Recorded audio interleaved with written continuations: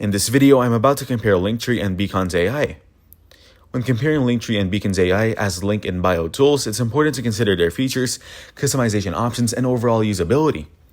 Linktree is one of the most well-known link in bio tools, offering a simple and clean interface that allows users to create a page with multiple links.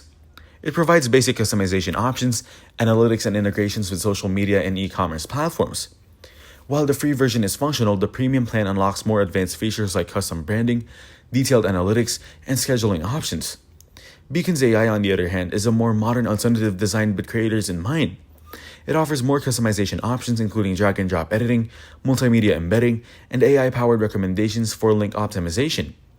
Beacons also provides monetization tools like tipping, storefronts, and email collection, making it more appealing for influencers and content creators looking to make money from their audience. In my opinion, if you're looking for a straightforward and widely recognized tool with a polished look, Linktree is a solid choice. However, if you want more customization, monetization options, and AI-driven features, beacons.ai is the better option. Thanks for watching. Don't forget to like and subscribe.